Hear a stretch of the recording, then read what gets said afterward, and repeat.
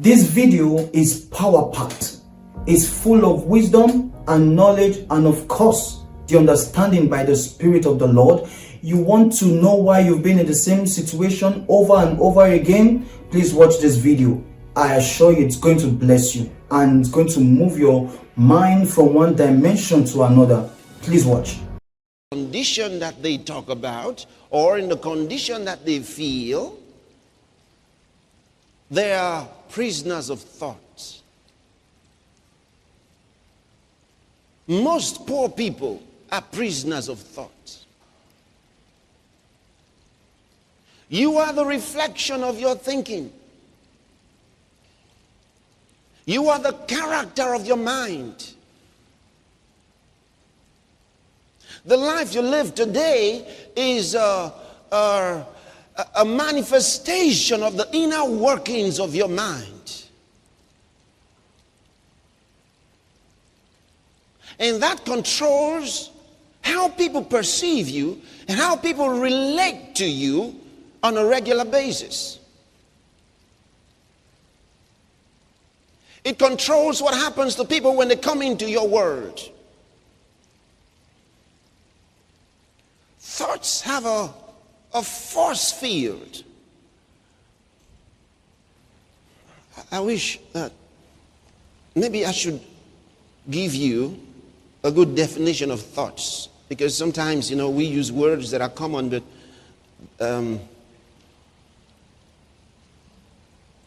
we just assume we know what they are. Can I give you this? And I want you to write down. Thoughts are pictures of the mind with constructive or destructive meaning. Thoughts are pictures of the mind with constructive or destructive meaning. There are thoughts of the mind, or rather, there are pictures of the mind without meaning. In that case, you're not thinking. Just because your mind caught a picture doesn't mean you were thinking. But thoughts, when you are thinking, you get pictures of the mind with constructive or destructive meaning. I'm finished. Oh, I'm finished. Oh. Why did he say that? Because that's what was on his mind. Out of the abundance of the heart, the mouth speaks. And that's why God seeks to work in your heart. He seeks to work inside you, because he knows that what comes out of you is what destroys you, or is what takes you, puts you over. It doesn't matter what problem you find yourself in. It doesn't matter. It doesn't matter what happens to you or with you. It never matters. What matters is what tools you got to deal with the situation.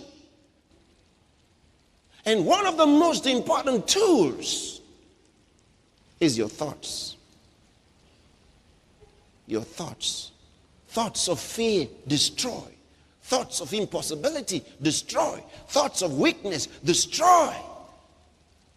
Ever heard somebody say, I know that I'm not a very bold person? They even boldly say it. You didn't get that? They boldly declare that they are not very bold. And yet he's bold to declare it. I'm not a very bold person, I'm very, very hot-tempered. See? I know myself. I'm very, very hot-tempered. When something is happening, I start boiling, boiling.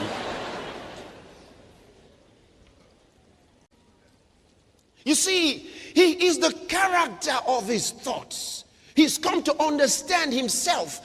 How is he? What is his life like? He works backwards in life.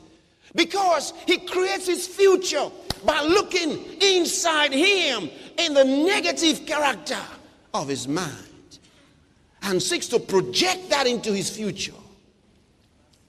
I'm not a bold person, because he saw that he was not bold. He saw that he was full of fear. He saw that his life was full of failure. You know, I've started many businesses and they all failed. So, you see, he's no longer bold to say, I don't like to do something, you know, because I don't know what might happen. Why? Because so many other things happened. So he looks at the backside of his life and sees all the negativism and then projects those negativisms into his future and wonders why he's traveling this journey. The bondage of the mind. Ever thought that some people hated you? You just look at them, yes, I know they don't like me. That is why, you see, when you come into such places, you see, they are all Igbo people. So because I'm not Igbo, because I'm not Yoruba, you know, everybody speaks Yoruba, because I'm... Why do you think like this? Joseph was a prime minister in Egypt.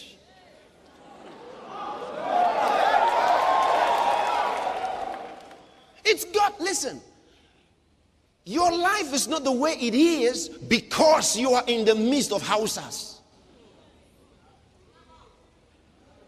That should be an advantage. You know, a foreigner is always a foreigner.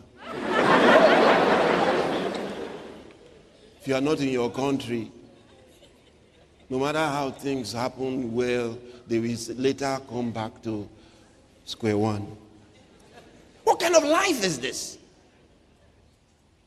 As a young guy, I used to ask people in school, when you say you are Igbo or Yoruba or Edo or whatever it is, when you say that, what part of your body or your life is,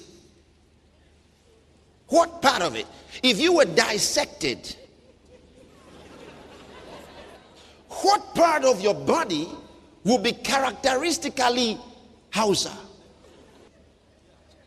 I said, you only said you're Hausa because your great-great-great-grandpa relocated himself to some area where they spoke that language, and that's where you grew up. If you grew up anywhere else, you would say you're from there. They said, no. Well, son of the soil. Son of where? They said, the son of the soil. I said, that's why you've got to be born again. Because when you're born again, you're not son of the soil. You're son of God.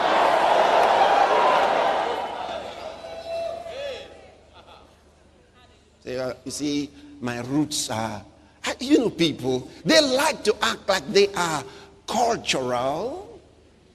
My roots are in Africa. May God pluck you out of there. My roots are... Where did they get that language from?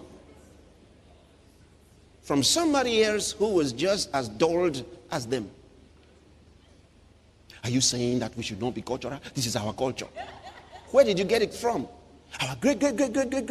Your great-great-grandfather are hoping that you don't take the road they took. Are you still there?